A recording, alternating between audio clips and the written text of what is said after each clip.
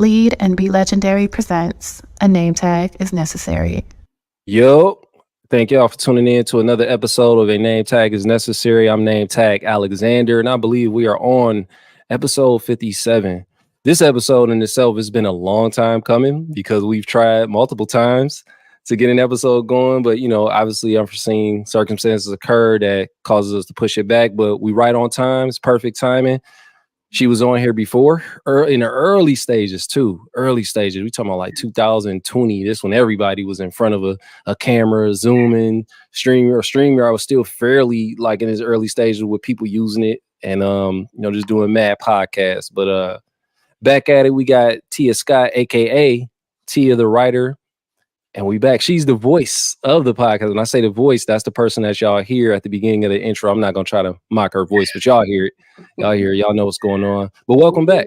Yeah, welcome back. Lead and Be Legendary. Yep. Hey. Yeah. Man, thanks for having me back, man. I'm sure. excited. Listen, like, cause we always talk about this. I see you posted it like, I just want to talk hip hop with people. I just want to talk music with people. I'll be like, hey, I'm right here. And the last time you said it, you ended up reaching out to me. It was like, yo, I want to talk about, man, because I ain't gonna spoil it, before we get right into it. But I'm like, okay, because you got this book. And it's not your first book. Now, the first one I believe was Relax and Take Notes, right? Yeah, that was my notebook that I put out. Okay. So yeah. There's Fire. no content in it. It's just a a notebook. Yeah. With a dope cover. I Yep. wish I do have one on hand that I've been taking notes in and relaxing. But yeah, see, like take notes. It's pretty cool. Thank you. I gotta break my notebook out too. Yeah, because I thought about it, I was like, wait, this ain't her first item that she sold online. Because where can people find Relax and Take Notes? Obviously, it's just a notebook, but people, I'm pretty sure, like, will buy it. I'm pretty sure it's been selling too as well because it looked dope. Yeah, thank you. It's on Amazon mainly. Okay. And it's in a local bookstore in Flint, Michigan called Comma Bookstore. They're selling it there as well. So shout out to Flint. But here we also have before we get into it, because you reached out to me with this topic, and I was like, why did I not think of that? And you said, I want to talk about some like what makes a great hip hop love song. Mm-hmm. And immediately when you said it, I was like, okay, why don't we come up or think of, because I didn't want to do it with overthinking. So immediately when you said it, started thinking of a list, started looking up songs of like the top, like, I guess I would call them mainstay love songs in hip hop over the course of like time or whatever, right? And that list I got 15 of these joints.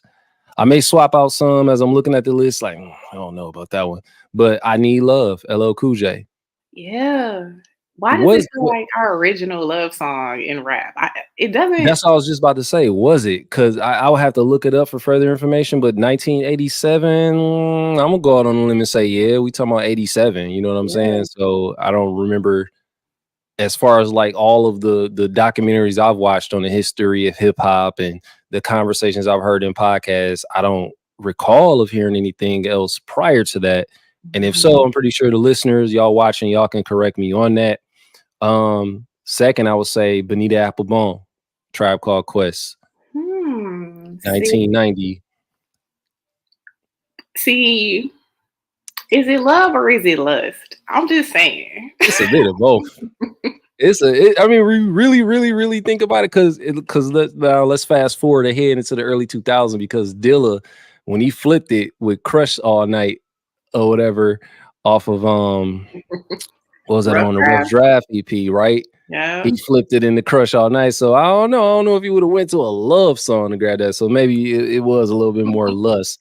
But what I got at 3, I'm gonna run through them. The Light by Common. So we was talking about Dilla, so why not? You know what I'm saying? Definitely, clearly, that's like to me, that's if I would put them in order, that's at 1.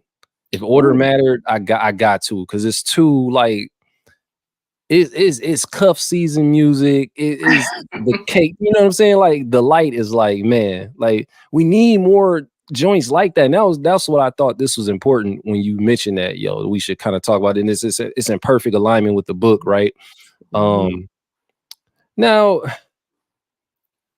I saw this one and I was like, I put it on there just in case, as far as if we talking about in current times, but Love by Kendrick Lamar. I was like, all right, I guess. Kendrick, Kendrick has a way of honestly, doing the whole reversal thing of you think he's talking about like a woman, but And he not. it's something totally different. It's like, So when I saw it, and I meant to go back and change all, like, what about, because I don't think I had it. Let me see. Hold on. I ain't looked at the list in a minute. So it was like it's real time where, okay, so it wasn't on here. Poetic Justice. Okay. Maybe for obvious reasons we ain't have it on there because it was him and Drake. But I mean, and currently the climate between those two. But yeah, I would say Poetic Justice. You know what I'm saying? So Poetic Justice is, I like that we're doing this too. Like you're running your list out, and I'm like, is it a love song or make you think about it? Yeah, I'm like, is it a love song or is it like like an appreciation song, like just a crush song? Because I don't know, crush songs aren't love songs to me. Okay. Now it got me looking at the list kind of different. Okay. I remember we talked about this when I was creating the list. All right, so after Love, I'm gonna still swap out Love by Kendrick with Poetic Justice. 21 Questions, 50 Cent, Nate Dogg. Oh, you know what? You asked me, I want to say, like, what's my two favorite love songs? That's one of them? That's one of them. Okay. Yeah. I would have that. For me, I would put that under The Light. Like, just because when you listen to the lyrics, like it's in the hook. Is either you love me now, would you love me if I, you know what I'm saying? Like that's definitely one of the hip hop love songs for sure. Like if it came down to like a top 5, and I can't think, I know it would be in there. It's for sure like number 2 because I can't think of a 5 off rip. Maybe just looking at this list will help. Now, okay, is a Dirty Mackin song considered a love song? A hip hop love song too, because I feel like a Dirty Mackin song is a love song if the person Dirty Mackin really loves that person he Dirty Mackin on. I see, I'm gonna go ahead and say it, but you saying this just to give LL credit. Hey Lover, LL Cool J, Boys to Men. Crush song. I don't know. It's like you don't even know that woman. It's a stalker song too. He's stalking her while she had to bust out with her man. He hating on the Dirty Mackin heavy. Plus, he drinks too much, smokes too many blunts. Like LL, come on, man. Do you know him? Now, this one, we both, I'm pretty sure we can agree. Well, because now you got me thinking about it. You like, I don't know if this one is it a love song? Is it appreciation song? You got me. The Roots and Eve and Erykah Badu. That's a love song to me. That's okay. You don't have to worry. You ain't got to trip. You got me. Yeah. Yes. Yeah, because now under it, the description is a brief one. Is a song about the challenges and rewards of staying true to a partner, blending rap with soulful vocals. Yes. Okay, now, Hey Lover, it says a smooth. Yeah, this is Lust. This is a clever way of saying lust. A smooth R&B infused track that captures the feeling of longing and attraction. You put like longing in there and all that. So, yeah, that's lust, man. Whatever. Yeah. I've longed for you. That's lust, dog.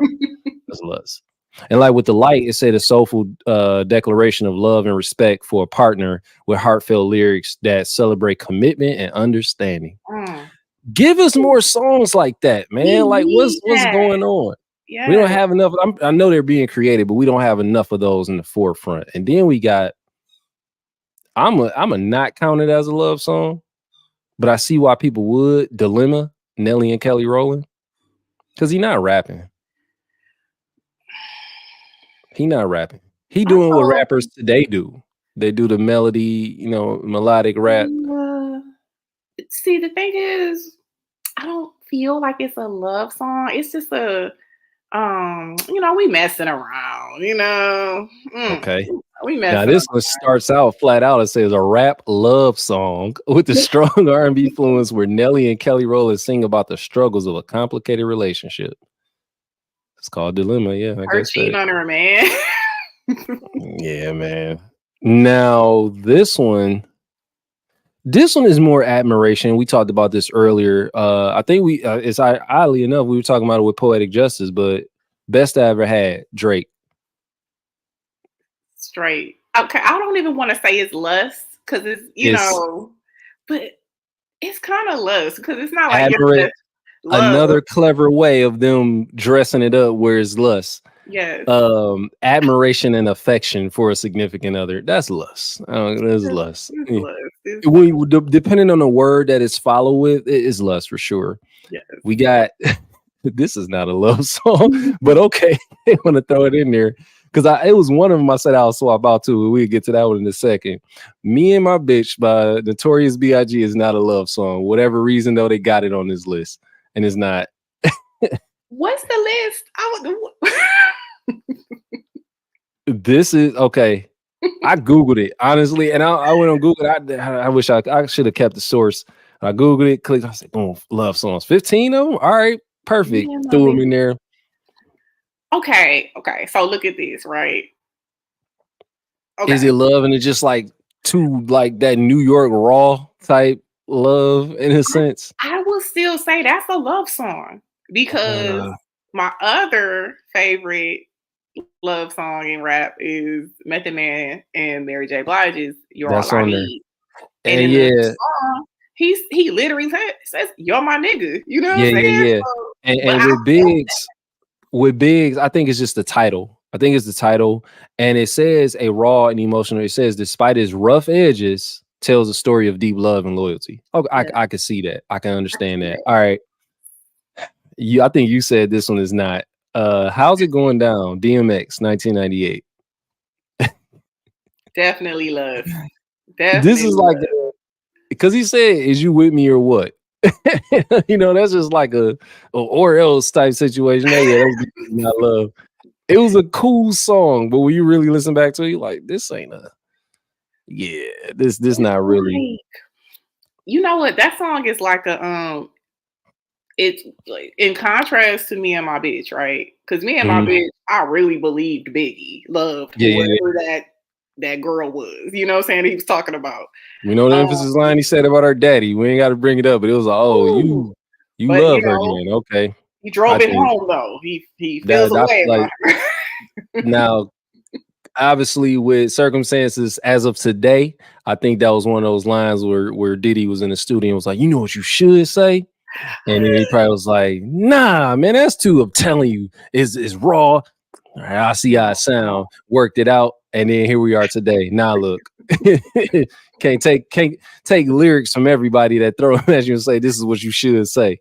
Biggie has said Biggie said some out of pocket stuff. I don't know. He was on Bad Boy. That's all I'm saying. Now, this the one I do feel like we ain't debate about it. But I think he was like, nah, Song Cry, Jay-Z. And they got Mary J. I know they got Mary J on there because of when she did it with him live. Yeah. Yeah. I feel like that's more of a bittersweet, like lost love song, you know? Because I remember I said Renee one time by the Lost Boys, and you were like, yeah. I was like, this is not a love song. She died. She was like, so I kind of rock with Song Cry being on there only because, and I would even swap out, I would even probably swap out How's It Going Down with Renee, because it is one. The girl just died at the end. So, that ain't love. The girl died. She was murdered. Yeah, real New York love story. Yeah, New York, wild, man. When it comes, he's like, is it a love song? Okay. So Song Cry, I think like the tone of it. Wow, it was there. Like this how I was. I was being a nigga. I'm trying to correct my ways, and fast forward, we end up getting like 444 in certain joints from that. So it's like Song Cry. What do you say? Song Cried, crawled, so 444 can walk, or something like that, right? I get it. You mentioned it earlier. I'll Be There For You. All I Need to Get By, Method Man, Mary J. Blige. Which one though? Same lyrics, just the beats. Obviously, you got like about 3 different remixes. The one that's in the video, like the I don't know. That's what the one. That's not the Riz. Is that the RZA version?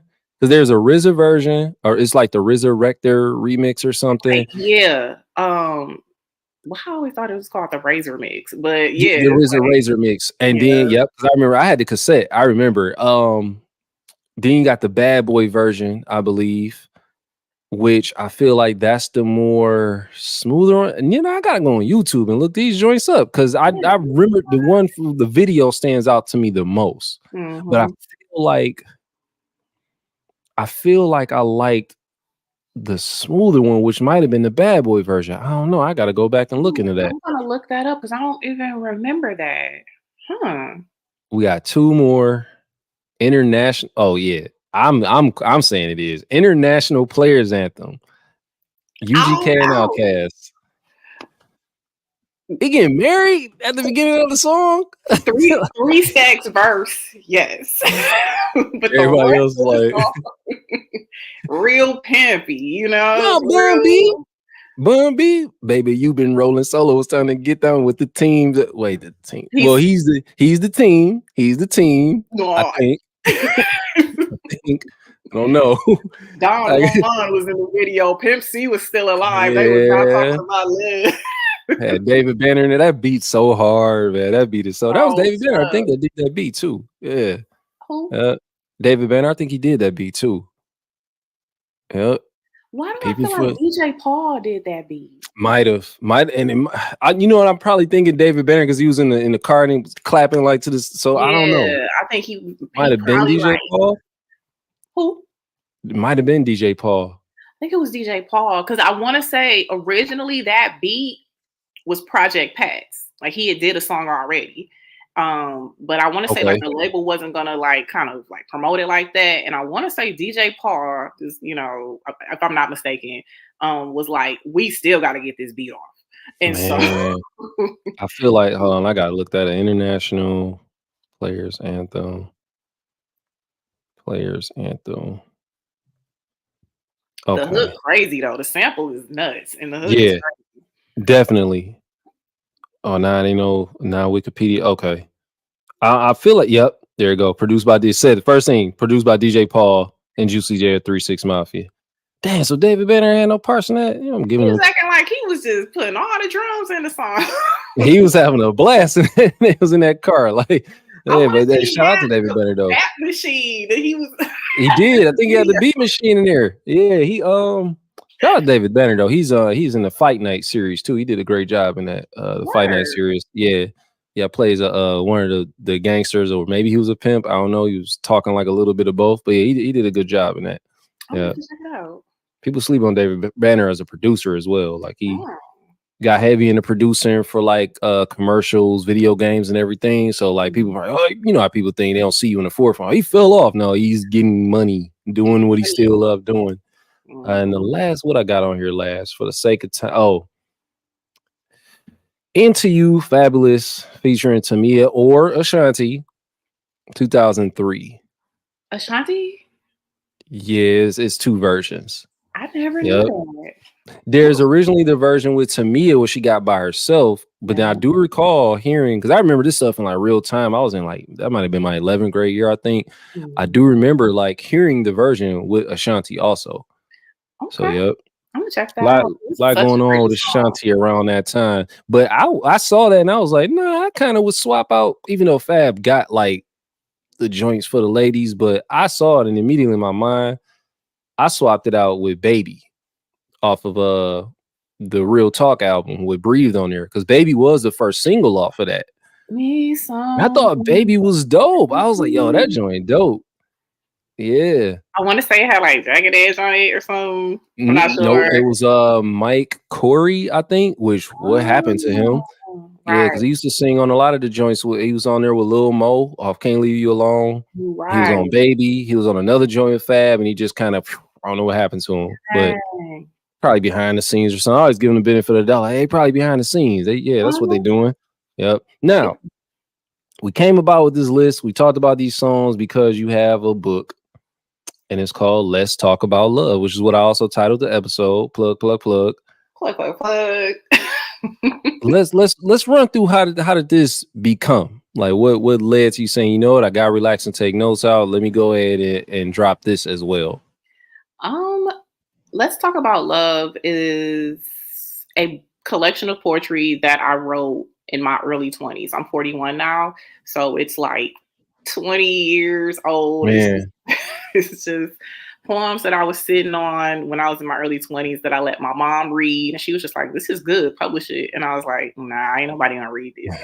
So I thought she would forget about it, but like honestly, every year she would just be like, "Publish that poetry book," and I'm like, at this point in my life, I do news. Like I am a news journalist. And, Coincide news. You know, and she still says, "Hey, publish that book or I'm gonna publish it." And she still had all my journals and everything. And I was like, "No, don't do that." But I know my mom and she would do that. You know?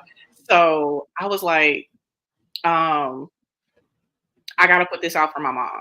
Like I just have to basically put this out for my mom in book form and just print it for her. But as I started putting the book together, I really kind of fell back in love with poetry. And wow. I was just like, I'm really excited about this book, even though it is just like, I love the cover. Who did the art for it? Who did the art for it? My good friend Randall Pointer drew this, right? Dope. And then I know that name. I know that name. Randall Pointer. He used to have a clothing line called Identical Variant. That's why I know the name. Okay. I remember that. Yeah. Dope artist. Wow. And I gave him a bunch of reference points. He sketched this out for me. And then I had someone from Fiverr pretty much, replicate it for book cover. So yeah. Fiverr is very, very resourceful. I used to go there to get like lyric videos done and everything. Now, so I could try to do it myself. And I I probably should use Fiverr because just timing purposes. Like I don't be having the time. Let me reach out to somebody else to do this. That's dope. That's super dope.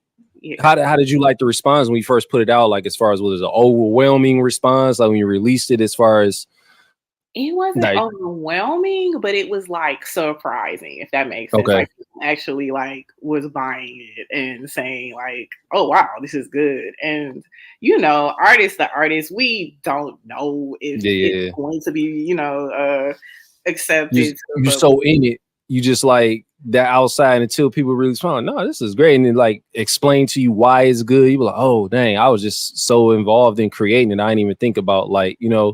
But that's the dope part about being like when we put these things out and we create it, so we're being of service to other people, that's receptive to it. We don't know how it affects them or the impact that they may have until they tell us, you know what I mean? So like I say, it's hard to kind of, when you put it out, to know like what it's going to do. Yeah. It's dope because otherwise you wouldn't have put it out or released it. So it's like, no, I don't think any of us sit back and be like, man, let me put this bullshit out. Like, no, I think it'd be like, yeah, let me go ahead and put this out. I like it, but are they gonna like it? I don't know. Because you don't want to have ego getting away too much to where it's like you mess around and put some bullshit out and people like, nah, that ain't it, dog. So It's like it's always good to have that experience and people just let you know, like, yeah, I like this, and they're buying it. You know what I mean? It's on Amazon. I was like, oh shit, nice. What? And also during my process of even putting it together, the thing that stopped me for the past 20 years of not putting it out was wondering about how people would receive it. But once I narrowed it down to one person, right, my mom, I want to make my mom proud. I want my mom to look at it and say, "Oh, this is nice. This is nice." I can tell people about, "Oh, my daughter wrote a book about this," and she's so proud of it. She was my main target audience, know. And so I didn't really think about how it would be received from other people. I wasn't saying like F other people, but it was like as long as my mom is cool with this, okay, it's cool, I like mission complete. I made my mama proud. You knew your audience. So it's like while it was intended, you like, I wanted to, make my mom proud. There's probably a bunch of others out there that feel the same as your mom do. You don't even know them. And they like, oh, I feel like this is for me, yo. What people say, I feel seen. You know what I'm saying? Like, that's dope. Because it can't just be your mom that feel the way. I'm pretty sure it's like multiple people. Obviously, it's on a platform such as Amazon. People seeing it like, yo, what is this? Let's talk about love. Yeah, that's a hot button topic. Like it comes up all the time, whether it's in And you know, they always try to divide us. You know, should the man or should the woman, you know what I mean? But this one is like, it's poetry. So it's a little bit more softer. You got to sit back and really, okay, and process this. So I thought it was dope. When I seen it, like, wait, she got a book? And then you hit me with like, oh, yeah. And then it's like all within a week of each other. You're like, yo, we should talk about this. Like, okay, cool. I'm with it. Yep. Yeah. And I just want to say the book is broken down into 4 sections that I feel is a pattern of love, like a cycle of love, to where you want love, you crave it, you know, like you're yearning for it. So the poems in that section pretty much revolve around not really lust, but just like wanting love, and some, you know, there are some lusty joints, but whatever. But it's not erotic poetry, so like you can still buy it for your mom. No, it's like you know. So second one is when you actually get that love, when you are in love, when you find that one, or you fall in love with yourself. Just so like that's that, those, you know, that euphoric feeling of and then also being silly for love and stuff and all that. Like, you know, it's just that playful love energy. Yeah. Then the next chapter is about getting hurt from love. Like, you know. Oh, shit. Yeah, you know. And then the last chapter is pretty much learning from that, you know, hurt and wanting it again, you know, like just wanting to do it all over again or find the because right it's one. A drug. It is a drug. Yes. And so it starts the cycle all over. Wow. So that's pretty much what this book is summed up in. Just the that's cycle fire. of love.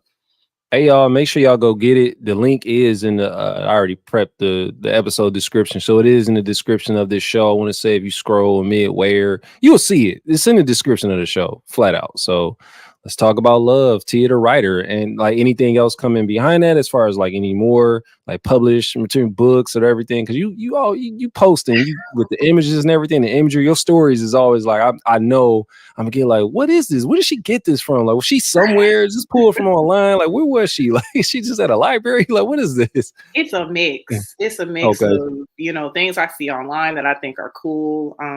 Places that I be, some, you know, that I think are cool, needs to be put up on the gram. But I am working on a book project. I can't quite talk about it right now, but there is a book coming. And it's not poetry. It's completely different, but it's going to be super cool. Hopefully I can come back on the show and talk about that. Come on now, you know you're a recurring guest, because you always talk. I see you all the time saying like, man, I just wish I can talk to people about I just want to talk to some folks about hip hop, man. I just want to sit back and talk about music. I was like, man, the platform is open. You just gotta let me know, just because I sometimes I catch it and sometimes I don't. But just sometimes you gotta just grab me and be like, hey, this is what we should talk about in this episode. Let's jump on, because it was such a dope idea. Like, even if the book wasn't out, I was like, damn, because I always sit back and I'd be like, man, like me, the older I get now, I'm 38 right now, right? So when I get older, I'd be like, man, I don't feel like hearing like certain rap in the morning. So I got this idea, and like if it's stolen, that mean they heard this episode and they got it from me. But I always had this idea of because I love hip hop, I do, but also the older I get, I appreciate like those hip hop love songs more, and I appreciate like a lot of R&B, especially like spanning back from the 70s up until recent, right? And I was like, man, you know, it'd be a dope playlist idea or a dope show. I would say playlist for now because it's more so music. No rap before noon. Oh, you drop no rap before noon. No rap before noon, and release it every time you release it. It's on schedule. You release it probably like 9 a.m., maybe 10 a.m. or right at 11, because it's like no rap before noon. It's just a playlist like full of just like non-rap music. Nice. Yep. Yes. Afternoon, we can wild out, do whatever we want, but no rap before noon. And that's I feel like I gotta put it out there just in case of like if somebody take it like, no, if you go back to October 3rd, 2024, it was approximately 7:55 p.m. I said it, and you know what I'm saying? So got the receipts. Let's go. Yep. No rap before noon. That's one of my ideas. So, and shout out to my folks from Flint that I rock with, yourself included. Shout out to my guy, we call him Curve Gotti. Shout out to him. And shout out to my dog. And shout out to Nameless, man. Shout out to Nameless, dog. Hey, Nameless, man. Stop playing, man. Let's get this album out, bro. Word. Come on, man. You know, you was one of the first on that. You know what I'm saying? At that time we released that. That was 2013, man. Yeah, man, the blog era, man. Oof. had to be Man. there, right? Yeah, that's one of them things like you could talk to people about it and they be looking like, what? Like, yes, man, I'm telling you, you submitted your songs to people and they will post it. You had bloggers, you had journalists, they ran websites, and you post the music on there. It was a file share link, and people will go download it. Sometimes the websites would crash. Like this was a thing, man. Like, Ooh, like those were the days. Yes, you I ain't still even got have to my be. old blogs too. Man, listen, you ain't even have to be known like that. All as long as the artwork was fire, you had a dope presentation. I learned how to like reach out to people via email because of that. Yeah. You know what I'm saying? So it was like I learned how to have those conversations, establish those relationships. Like I say, you and multiple others, like to this day, I communicate with these folks just because of the blog era. Like that was Yeah. an amazing time, man. And that That was I like, made my bones like through the blog era for sure. that's Yep. real. That was like a golden era, honestly. Like, man, Yeah. blog era was special. And honestly, speaking of blog era in Detroit, I was working out the other day and like I was listening to Danny Brown's The Hybrid, and I was Wow. thinking to myself, like, Wow. his rhymes, his bars on that album needs to be studied Man. because crazy. That might be Like, an album that I had to go back and revisit because I haven't heard that in a long time, man. That's crazy. The Hybrid, man, a classic too. like every Classic. song. That's kind of crazy, but yeah. Man, this was super fun. I definitely look for it. Look, I'm telling you, you got to stay on me about it, like, cause I do these episodes in spurts, and I disappear and come back like months later. So you just got to, hey yo, I got another topic. This is what we should talk about. Hey. Even if you can't do, like, look, this is what I'm gonna produce this episode. This is what we should be like this. But hey, you got a mic. You got Let's a mic. We might go. have to do a Learn how separate to work StreamYard. right. We gonna show you that a USB mic. Yes. Yeah, we're gonna do a separate StreamYard, no recording. We're gonna show you how to operate that Zoom, because that's fairly easy. So that way you can really be on it. You know what I'm saying? So in the meantime, let the people know once again where they can find a book and where they can find you at on the socials. You can find the book on Amazon, and you can connect with me on Instagram and Twitter at Tia the Writer. Tia, TIA _ the _ writer. And yeah, that's about it. And you can also find me on Facebook, but I don't really be posting on Facebook right now. None of us really doing it. Hey, y'all know me, Nametag Alexander across the board. If you're watching the video, the website is at the bottom where you can grab merch, music. Same across socials, Nametag Alexander. New music coming. As always, y'all know I never stop working. The podcast here, Nametag Is Necessary. Marvel of the Minds as well. And until the next time, this has been episode 57 of A Name Tag Is Necessary. We're gonna do the intro / outro one time just so y'all can know what it is. Lead and Be Legendary presents A Name Tag Is Necessary.